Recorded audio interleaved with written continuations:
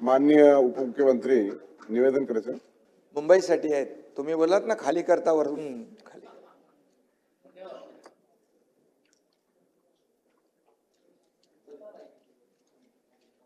एक तर आपलं आता खाली मुख्यमंत्री महोदयांनी फनेल झोनच्या संदर्भात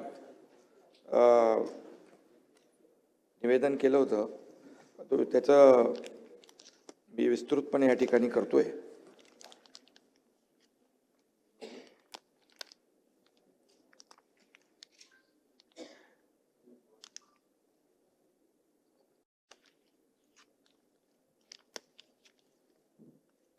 एक तर पहिलं ओसीचं करतो मी, परत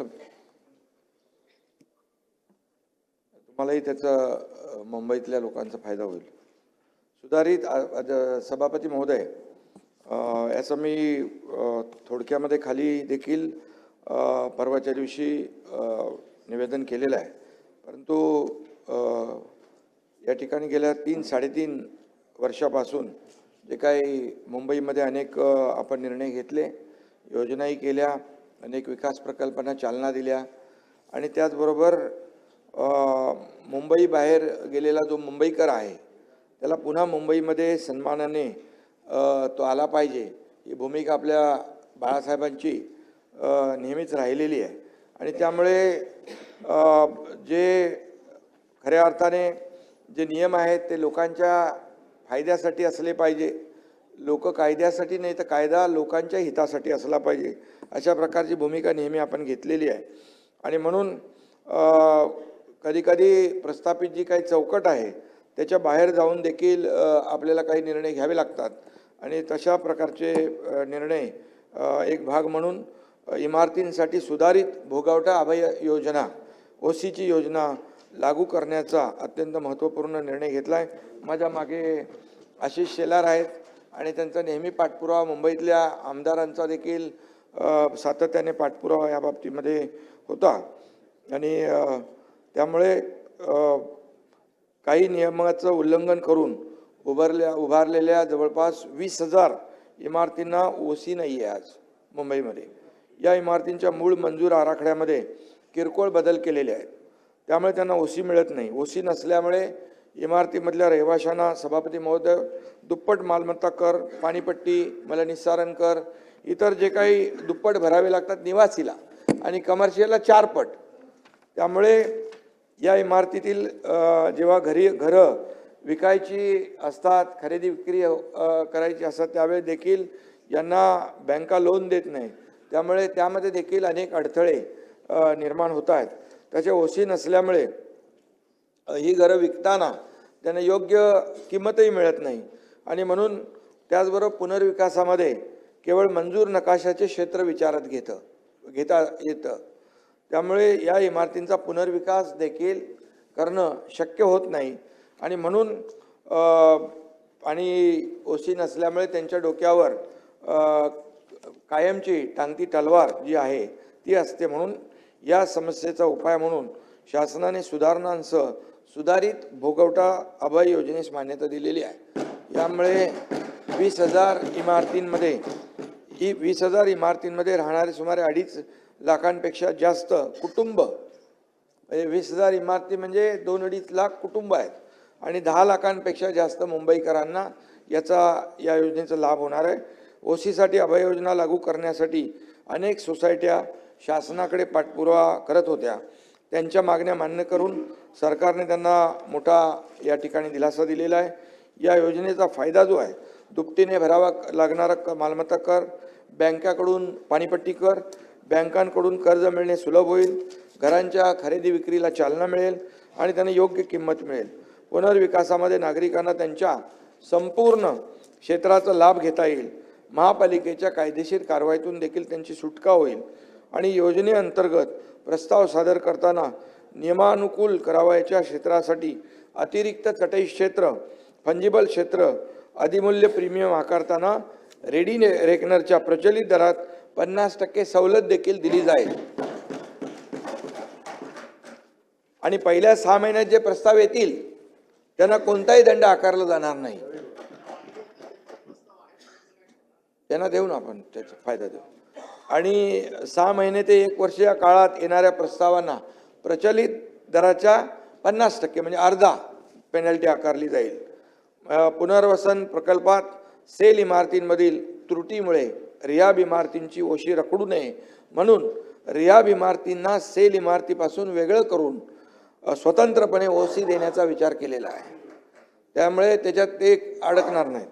एखाद्या इमारतीमधील केवळ एका सदनिकाधारकाने एका फ्लॅट ओनरनी वैयक्तिकरित्या ओशीची मागणी केली तर त्याला स्वतंत्र कार्यप्रणाली सुरू करण्याच्या सूचना देखील महापालिकेला दिल्या. त्याला सेपरेट देखील ओशी मिळेल. पाठ ओशी. बरोबर, तो एलिजिबल होईल. तो बाकी लोकांमध्ये अडकून राहणार नाही. या योजनेचा लाभ केवळ रहिवासी इमारतींना नाही तर हॉस्पिटल आणि शाळांना देखील मिळणार आहे. हे देखील तरतूद त्यात केली. मुंबईकरांनी या सुधारित अभय योजनेचा त्यांना लाभ मिळेल आणि मुंबईच्या धर्तीवर राज्याच्या अन्य महापालिकांच्या आहेत त्यामध्ये देखील अशी प्रकरणं जी आहेत त्यांना देखील या धोरणाचा फायदा मिळेल. नगर विकास विभागाच्या अधिकाऱ्यांना मी तशा सूचना दिलेल्या आहेत. त्याचबरोबर या ठिकाणी फनेल झोनचं तर मी बोललोय खाली, पण फनेल झोनमध्ये देखील येणारे बाधित झाल्या. मी अगोदर पण एकदा सुतोवाच केलं होतं त्या बाबतीमध्ये. जे एअरपोर्टच्या बाजूला लोक राहत आहेत त्यांना हाईट रेस्ट्रिक्शनमुळे वरती जाता येत नाही आणि म्हणून अशा इमारतींचा पुनर्विकास करणं शक्य होत नाही.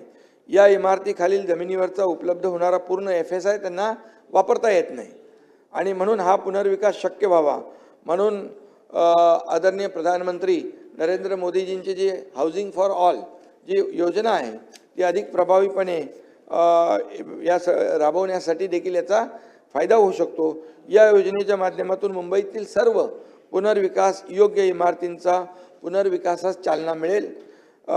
या नवीन योजनेच्या माध्यमातून EWS घटकांसाठी 300 स्क्वेअर फूट पर्यंत FSI विनामूल्य त्यांना प्रदान करण्यात येणार आहे आणि आर्थिकदृष्ट्या कमकुवत घटकांसाठी LIG 600 चौरस फूट पर्यंतची सदनिकांची पुनर्बांधणी निःशुल्क विनाशुल्क व्हावी यासाठी देखील या योजनेमध्ये आपण तरतूद केलेली आहे.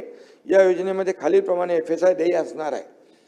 जमीन मालक मूळ जमिनीच्या मालकी हक्का इतका बेसिक FSI त्यांना त्यांच्या मालकी हक्काच्या प्रमाणात देय राहील आणि संरक्षित भाडेकरूंना त्याच संरक्षित क्षेत्रा इतका FSI किंवा 30 चौरस मीटर यापैकी जो अधिक असेल तो त्यांना देय असेल आणि अधिकृत रहिवाशांना त्यांच्या कायदेशीर ताब्यातील क्षेत्रा इतका FSI किंवा 30 चौरस मीटर क्षेत्रफळ यापैकी जे अधिक असेल तेवढा अनुज्ञेय राहील. EWS व LIG सदनिकाधारकांच्या पुनर्बांधणीसाठी आवश्यक इन्सेंटिव्ह FSI देखील आपण देणार आहोत. त्याशिवाय ते होणार नाही आणि म्हणून प्रस्तावित या योजनेअंतर्गत अनयूज FSI हा TDR म्हणजे जे आता समजा 30 माळेवरती जायचं आहे तर त्यांना 15 माळे जाता येतं. 15 माळे जे आहेत त्याचा TDR मिळणार त्यांना. TDR देणार. तो TDR ते मार्केटमध्ये हे करून त्याच्यामध्ये बांधणार ते, कारण वरती जाता येणार नाही आणि म्हणून यामुळे पुनर्विकासाच्या मार्गातील अडथळे दूर होऊन प्रकल्प राबवणं सोपं होईल आणि ज्या रखडलेल्या लाखो लोकांच्या ज्या हजारो इमारती आहेत ते मार्ग मोकळा होईल. या नवीन योजनेमध्ये विनियोजन 33/7 33/9 या नियमाअंतर्गत जे काही इन्सेंटिव्ह प्रीमियम अनुषंगिक फायदे नमूद केलेले आहेत ते कायम राहतील. ते आपण काढत नाही. तसेच या योजनेला फिजिबल करण्यासाठी इतर योजनांसोबत क्लबिंग करून राबवता येईल. ही देखील आपण नवीन तरतूद केलेली आहे आणि या संबंधित हाऊसिंग सोसायट्यांना विनियम 33/7 33/9 या नियमाचा फायदा घेण्याची मुभा कायम राहणार आहे. या नवीन योजनेमुळे बृहन्मुंबई क्षेत्रातील फनेल झोन बाधित सर्व पुनर्विकास प्रकल्प हे फिजिबल होऊन त्याला चालना मिळेल, शक्य होईल. याशिवाय पुनर्विकास प्रकल्पाच्या यशस्वी अंमलबजावणीत येणारे संभाव्य अडचणी दूर करण्यासाठी यामध्ये मार्ग मोकळा होईल. यामुळे बहुतांश मुंबईतील इमारतींच्या पुनर्विकासाचा मार्ग मोकळा होईल आणि लोकांना मोठा दिलासा मिळेल.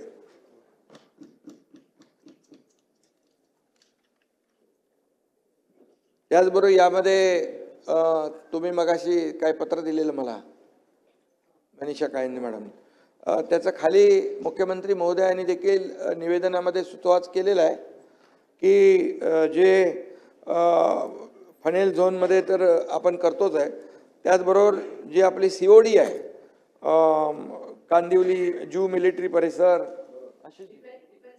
डिफेन्स कांदिवली मालाड हां, तर त्याच्यामध्ये देखील आपण हा निर्णय जो आहे फनेल झोनचा, तिथं देखील म्हणजे फनेल झोन जू military transmission station Kandivali Malad COD परिसर संरक्षण क्षेत्रालगतच्या जमिनी व इतर काही कारणांमुळे काही क्षेत्रांवर इमारतींचा पुनर्विकास पूर्ण क्षमतेने, म्हणजे तोच पूर्ण क्षमतेने म्हणजे पूर्ण FSI यूज नाही करत आणि अनयुज्ड, आणि त्यामुळे या पुनर्विकास शक्य व्हावा या हेतूने नवीन हाऊसिंग फॉर ऑल ही योजना तयार करून या इमारतींचा देखील पुनर्विकास करण्यास चालना देण्यात येते. ते मगाशी मी तुम्हाला सांगितलं ते GWAचं 300 फूट आणि LIGचं 600 फूट.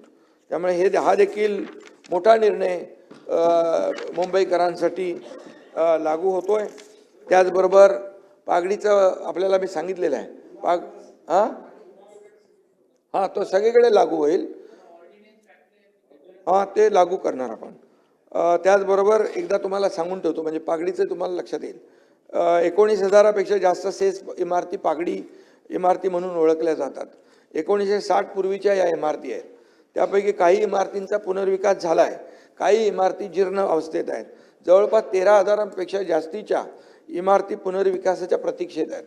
या इमारतीतल्या भाडेकरूंना महाराष्ट्र रेंट कंट्रोल ॲक्टनुसार संरक्षण प्राप्त आहे, ते प्रोटेक्टेड आहेत.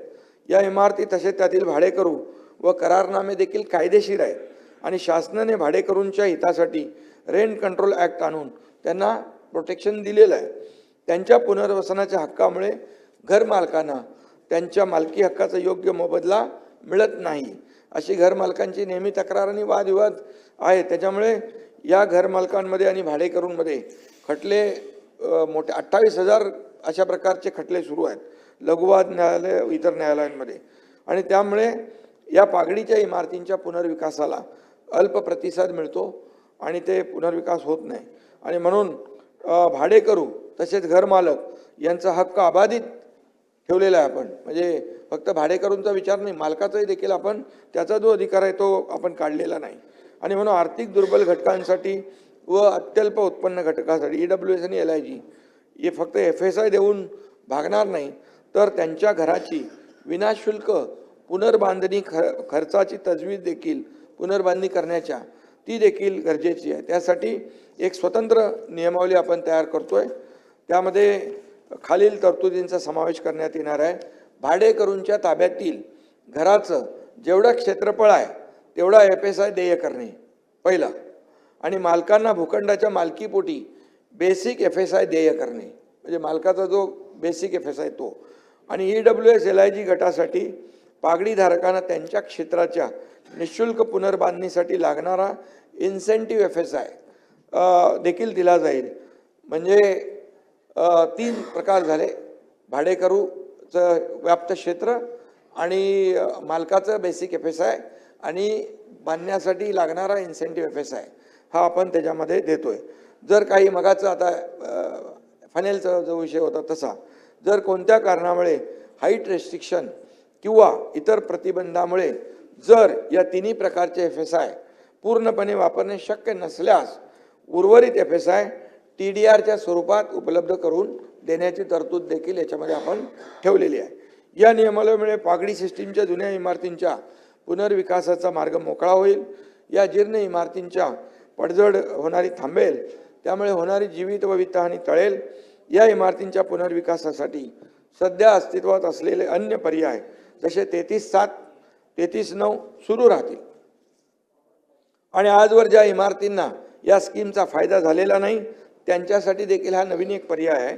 या व्यतिरिक्त इमारतीमधील भाडेकरू व इमारत मालकांमधील सुमारे मगाशी मी म्हटलं 28,000 प्रलंबित खटले आहेत. या न्याय प्रक्रियेत अनेक कुटुंब अनेक वर्षापासून अडकलेली आहेत आणि म्हणून पुनर्विकासाला गती देण्यासाठी माझं मुख्यमंत्री महोदयांशी देखील चर्चा झाली. लॉ अँड ज्युडिशरी हे खटले निकाली काढण्यासाठी उच्च न्यायालयाच्या पूर्व परवानगीने पुरेशी अतिरिक्त फास्ट ट्रॅक कोर्ट देखील आपण सुरू करू, जेणेकरून 3 वर्षात सर्व खटले निकाली निघतील आणि त्यांचा पुनर्विकासाचा मार्ग मोकळा होईल. यामुळे पागडी तत्वावर राहणाऱ्या लाखो मुंबईकरांना मालकी तत्वावरचं हक्काचं घर मिळेल आणि महत्त्वाचं म्हणजे भाडेकरू तसेच मालक या म्हणजे मालकावरही आपण अन्याय केलेला नाही. मालकाचा अधिकार जसा आपण क्लस्टरमध्ये ठेवलेला आहे तसं इथं देखील मालकाचा अधिकार ठेवला आहे. त्यामुळे मालक देखील कुठं परत ते काय लिटिगेशन करण्याची आवश्यकता गरज कोणाला भासणार नाही. पण यामुळे पुढील काही वर्षामध्ये मुंबई पागडी मुक्त होईल आणि त्यांना मालकी हक्काचं घर मिळेल. आणि यामध्ये काही अडचणी उद्भवल्यास तर त्याच्यामध्ये आपल्याला त्या वेळेस नियमामध्ये आणखी काही सुधारणा करायची असेल ती देखील करण्याची आपली तयारी आहे. यामुळे मुंबईच्या बाहेर गेलेला मुंबईकर जो आहे तो पुन्हा या मुंबईमध्ये राहायला येईल. त्याचबरोबर गिरणी कामगारांच्या घरकुले जी आहे त्या बाबतीत देखील कापड गिरण्यांच्या सन 1982च्या संपानंतर बृहन्मुंबई विकास नियंत्रण नियमावली 1991 मधील विनियम 58 मध्ये दुरुस्ती करण्याबाबत आपला निर्णय झाला आहे. 58 बंद आजारी कापड गिरण्यांची मोकळी जागा व शिल्लक चटई क्षेत्र यांचं वाटप जे पूर्वी वंतड आतापर्यंत 15,870 गिरणी कामगारांना सदनिकेचं वितरण आपण केलं आहे. म्हाडा व कामगार विभागाने घेतलेल्या विशेष मोहिमेअंतर्गत साधारणतः 1 लाख, सचिनजी बरोबर ना, 1 लाख तुम्हाला माहिती आहे ते 1 लाख गिरणी कामगार पात्र आहेत. सद्यस्थिती आपली बैठक पण झाली, मग 3-4 बैठका झाल्या. सद्यस्थितीत गिरणी कामगारांना घरं देण्याबाबत 15/3/2024 रोजी शासन निर्णय आपण निर्गमित केला होता. घरकुलाची किंमत 15 लाख रुपये ठेवली होती. पात्र गिरणी कामगार त्यांच्या वारसदारांना हिस्सा रुपये 9.5 लाख, उर्वरित 5.5 लाख राज्य शासनातर्फे अनुदान. विकासकांची निवड करण्यासाठी मुख्य सचिव यांच्या अध्यक्षतेखाली आपली शक्ती प्रदत्त समिती गठीत करण्यात आली होती आणि म्हणून या समितीच्या मान्यतेने स्वारस्य अभिव्यक्ती यांना EOI जारी करण्यात आला होता. 2 प्रवर्तकांची निवड झालेली आहे आणि या प्रकल्पाअंतर्गत घरं देण्यासाठी सर्व गिरणी कामगारांची ऑनलाईन संमती घेण्यात येत आहे. उपरोक्त 2 विकासकांनी एकूण 8,509 गिरणी कामगारांनी त्यांच्या वारसाने संमतीपत्र दिलेत. पण विकासकांनी सादर केलेल्या सविस्तर प्रकल्प अहवालानुसार त्यांना कार्यादेश देण्याची कार्यवाही सुरू आहे. ज्यांनी संमती दिली नाही तो एक विषय होता ना, संमती दिली नाही त्याला काय पुढे क्लेम नाही आहे, पण तो आपण रद्द केलेला आहे. ज्यांनी संमती दिली नाही अशा प्रकरणामध्ये त्यांना इतर पर्याय आपण खुले ठेवलेले आहेत. हा देखील एक गिरणी कामगारांसाठी महत्त्वाचा आहे MMR रिजनमध्ये. त्याचबरोबर SRA क्लस्टर रिडेव्हलपमेंट आपण केलेलं आहे. 50 एकर किंवा त्यापेक्षा मोठ्या खाजगी, शासकीय, निमशासकीय भूखंडावर SRA प्रकल्प प्रभावी अंमलबजावणीसाठी स्लम क्लस्टर रिडेव्हलपमेंट स्कीम राबविण्यात सरकारने 7 ऑक्टोबर 2025 रोजी मान्यता दिलेली आहे. याबाबत 13 नोव्हेंबर 2025 रोजी शासन निर्णय निर्गमित करण्यात आलेला आहे. सदर क्लस्टर योजना जलद गतीने पूर्ण व्हावी. काही बिल्डर योजना घेतात आणि योजना अनेक वर्ष रखडवली जाते, त्यांना भाडंही मिळत नाही आणि त्यांना घरही मिळत नाही. अशासाठी आपण जेवी पद्धत केलेली आहे. त्या जेवीमध्ये परबसाहेब MMRDA, CIDCO, MIDC, MSRDC, MHADA आणि BMC इत्यादी आपले जी काही सरकारी प्राधिकरणं आहेत त्यांना त्याच्यामध्ये घेतलेले आहे. आता ही योजना राबविण्याचा जो काही रखडलेल्या ज्या योजना आहेत त्याच्याबद्दल बोलतो मी. आणि म्हणून पहिल्या टप्प्यामध्ये 17 योजना हाती घेतल्या आपण घेतोय, ज्यामध्ये प्रामुख्याने अँटॉफिल, कृष्णनगर, केतकीपाडा, बोरिवली, गोपीकृष्णनगर, दहिसर, ओशिवरा, गोवंडी, चिताकॅम्प, ट्रॉम्बे, चेंबूर, टागोरनगर, विक्रोळी पार्क साईड, भांडूप इत्यादी ठिकाणच्या प्रकल्पांचा समावेश आहे. दुसऱ्या टप्प्यात आणखी काही प्रकल्प घेतले जातील. या 17 प्रकल्पापैकी एका प्रकल्पाला मंजुरी झाली आणि त्यामुळे योजना राबवण्याची सुरुवात झालेली आहे. जेवीमध्ये रमाबाई आंबेडकर नगर आपल्याला माहीत आहे 17,000 लोक राहतात आणि तिथं SRA आणि शिडको MMRDA मिळून ही योजना राबवती आहे. आणि आता ही योजना म्हणजे त्याला बांधकामाचा कार्यादेश दिलेला आहे आणि ते काम त्याचं सुरू झालेलं आहे. आणि म्हणून या ठिकाणी देखील गेले अनेक वर्ष हे लोक सर्व रखडलेले होते आणि त्यांना भाडंही मिळत नव्हतं आणि खाली केलेले रिकामी जे आहेत ते देखील त्या भागातून ते निष्कासित झाले होते. आणि म्हणून या ठिकाणी आपण जवळपास या लोकांना मी स्वतः जेव्हा मुख्यमंत्री होतो त्यावेळेस 137 कोटी रुपयांचं चेक वाटप पण आपण केलं. त्यामुळे आता त्यांना रमाबाई नगर जे आहे घाटकोपरचं त्याला मोठा दिलासा मिळतोय. 17,000 लोकांना या ठिकाणी घरं देण्याचा आपला मानस जो आहे त्याची सुरुवात या ठिकाणी झालेली आहे क्लस्टरच्या माध्यमातून. त्याचबरोबर AGRCची संख्या तुम्ही काल आपली परवाच्या दिवशी विषय झाला त्यामुळे ती AGRCची देखील आपण संख्या वाढवतोय. कारण या अशा जर योजना ज्या मोठ्या प्रमाणावर सुरू होत आहेत तर जे वादविवाद आहेत त्यांचा निपटारा लवकर झाला पाहिजे यासाठी आपण अधिनियम 1971 मध्ये AGRCची स्थापना करण्याची तरतूद होती आणि त्यामध्ये या सर्व सद्यस्थितीत 2103 प्रलंबित प्रकरणं आहेत आणि या प्रलंबित प्रकरणाचा निपटारा लवकर करण्यासाठी 7 डिसेंबर 2025 रोजीच्या मंत्रिमंडळ बैठकीमध्ये याला अधिवेशनात कलम 34(अ)(1) मध्ये सुधारणा करण्याबाबत विधेयक देखील आपण इथं संमत केलेलं आहे. आणि म्हणून BMCच्या लीज प्लॉटवर महापालिकेचे कर्मचारी जी घरं बांधलेली आहेत त्याकरता नवीन योजना आणण्याचं देखील म्हणजे त्यांना प्रीमियम काहीतरी जास्ती घेतात आणि त्यामुळे ती रिडेव्हलपमेंट महापालिकेचे कर्मचारी सफाई कर्मचारी असतील आणखी जे काही इतर विभागाचे कर्मचारी असतील त्यांच्या ज्या वसाहती आहेत त्यांचा पुनर्विकास रखडलेला आहे आणि म्हणून त्यांचा देखील पुनर्विकास झाला पाहिजे यासाठी तशा प्रकारचं धोरण महापालिकेने प्रस्ताव तयार करावा आणि नगर विकास विभागाच्या माध्यमातून त्याला मान्य करून जे काय त्यांना आपल्याला FSI मध्ये जे काही सवलत द्यायची आहे किंवा ज्या रूल्समध्ये काही बदल करायचे ते देखील आपण करतोय. त्याचबरोबर म्हाडाची ओसीकरिता जी अभय योजना होती ती योजना 31 डिसेंबर 2025 पर्यंत लागू होती. तर अनेक लोकांची मागणी होती की ती मुदत वाढवली पाहिजे तर ती या योजनेला देखील 1 वर्षाची मुदतवाढ देण्याचं देखील म्हाडाला आपण सुचवलेलं आहे, निर्देश दिलेले आहेत. SRA मध्ये देखील असाच विषय आहे बरोबर ना. SRA देखील अभय योजना जी आहे ती मुंबईतील झोपडधारकांनी त्याच्या घराचं हस्तांतरण खरेदी विक्री केल्याने नव्याने झोपडीधारकाचं नाव अंतिम परिशिष्ट 2 मध्ये अंतर्भूत करण्याची तरतूद नसल्याने सदरू नवीन झोपडीधारकाचं नाव अंतिम परिशिष्ट 2 मध्ये अंतर्भूत करण्याची मागणी अधिवेशनामध्ये अनेक सदस्यांनी केली होती. त्यानुसार अशा झोपडीधारकांकरता एक वेळची अभय योजना राबविण्याकरता 1 ऑक्टोबर 2024ला निर्णय घेतला होता आणि ती 3 महिन्यापुरती मर्यादित होती.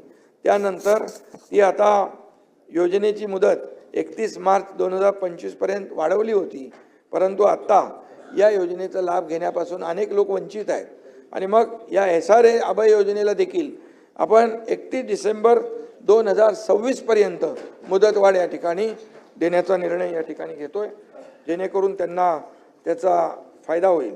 त्याचबरोबर PAP साठी हाऊसिंग स्टॉक जो आहे तो देखील वाढला पाहिजे आणि म्हणून त्यामुळे मग प्रकल्प बाधित आहेत त्यांना घरं मिळत नाहीत, विरोध होतो, संघर्ष होतो आणि म्हणून फॉरेस्ट, मँग्रोव्ज, CRZ इत्यादी ठिकाणी इन सिटू पुनर्विकास होऊ शकत नाही. त्यामुळे बऱ्याचशा पायाभूत प्रकल्प जसे रस्ता रुंदीकरण, मेट्रो, पाणी योजना, मलनिस्सारण योजना प्रकल्प जलद गतीने पुढे नेण्यासाठी PAPची जी गरज आहे ते म्हणून या ठिकाणी समाजातील गरीब गरजू घटकांना जसं गिरणी कामगार आहेत, डबेवाले आहेत, माथाडी कामगार आहेत, आणि इत्यादी लोकांना घरं देण्याचं शासनाने धोरण स्वीकारलेलं आहे. या सर्वांना घरं वेळेवर मिळावी याकरता मोठ्या प्रमाणावर राज्य स्तरावर हाऊसिंग स्टॉकची आवश्यकता भासली आहे. आणि या सर्व घटकांना घरं देण्यासाठी शासनाच्या विविध योजनेतून उपलब्ध होणाऱ्या हाऊसिंग स्टॉकला एकत्रित करून त्याचा सुनियोजित प्राधान्यक्रमाने वितरण करण्याचं म्हणजे एक हाऊसिंग बँक आपण तयार करतोय, जेणेकरून या लोकांना आपल्याला देता येईल.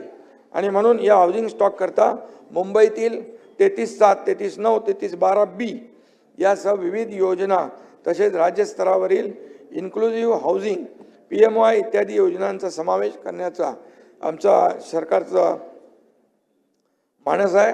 आणि या हाऊसिंग स्टॉकमुळे जुन्या लोकांना तातडीने घरं देणे तसेच नवीन प्रकल्पांकरिता मुबलक हाऊसिंग स्टॉक उपलब्ध होण्याची संधी या ठिकाणी मिळेल. त्याचबरोबर सभापती महोदय, एक अतिशय महत्त्वाचा विषय आपण या ठिकाणी धोरण करण्याचा आपला प्रयत्न आहे की मँग्रोव्ज आहेत, म्हणजे खाजगी जमिनीवर मँग्रोव्ज आहेत, पण ते मँग्रोव्ज त्याला योजना नाही आहे आणि त्यामुळे खारफुटीची तोड होऊन अतिक्रमण त्याच्यावर होतं आहे, इलिगल बांधकामं होत आहेत. आणि यासाठी त्याचं संरक्षण आणि संवर्धनासाठी म्हणजे मँग्रोव्ह पार्क पर्यावरणाचा विषय आहे, तर त्यामुळे मँग्रोव्ह पार्क आणि मँग्रोव्हचं जतन करणं, पर्यावरणाचा ऱ्हास थांबवणं यासाठी देखील आमचा विचार आहे की याकरिता जो जमीन मालक आहे, कारण त्याला काही मिळतच नाही, त्यामुळे तो काय लक्षही देत नाही आणि काही करत नाही. मँग्रोव्ह तोडफोड होते, तिथे सगळे भरणी करतात, इलिगल बांधकामं होतात. आणि म्हणून यामध्ये एक ग्रीन TDR ची एक संकल्पना आहे, ती देऊन या ठिकाणी मँग्रोव्हचं जतन करणं, संरक्षित करणं आणि त्याचं प्रोटेक्शन करणं अशा प्रकारचा एक विचार आहे. आणि तो देखील धोरण आम्ही ते मागवतोय, धोरण तयार करतोय. त्याचबरोबर झोपडपट्टी पुनर्वसनाची या ठिकाणी जी योजना आहे त्यामध्ये देखील ही झोपडपट्टी पुनर्वसन योजना 1971 मधील कलम 13(1) मध्ये सुधारणा आपण करतोय. झोपडपट्टी पुनर्वसन योजना जलद गतीने राबविण्यासाठी झोपडपट्टी पुनर्वसन क्षेत्र म्हणून घोषित केल्यानंतर विकासक, जमीन मालक, संबंधित झोपडीधारकांची संस्था यांच्याकडून झोपडपट्टी पुनर्वसन योजनेचा प्रस्ताव सादर करण्याचा कालावधी हा 120 दिवसापासून 60 दिवसापर्यंत कमी करण्यात आला आहे. यामुळे प्रकल्पांना गती मिळेल आणि याबाबतची अधिसूचना 29/8/2025 रोजी निर्गमित केलेली आहे. त्यामुळे खाजगी जमिनीचं भूसंपादन लवकरात लवकर करणं शक्य होईल आणि त्यामुळे झोपडपट्टी धारकांचा पुनर्विकास योग्य वेळात होईल. त्याला प्रलंबित भाडं जे आहे ते देखील वेळेवर मिळेल. आणि यामध्ये असं आपण केलेलं आहे, अधिनियम 1971 मध्ये कलम 33(b) नव्याने समाविष्ट केलेला आहे. झोपडपट्टी वासियांना देय असलेलं प्रलंबित भाडं आणि झोपडी पुनर्वसन प्राधिकरणाला देय असणारा रकमा आणि थकबाकीची वसुली करण्यासाठी संबंधित विकासकाच्या मालमत्तेची जप्ती आणि विक्री करून रक्कम वसूल करण्याची नव्याने तरतूद करण्यात आलेली आहे. याबाबतची अधिसूचना देखील 29/8/2025 रोजी निर्गमित केलेली आहे.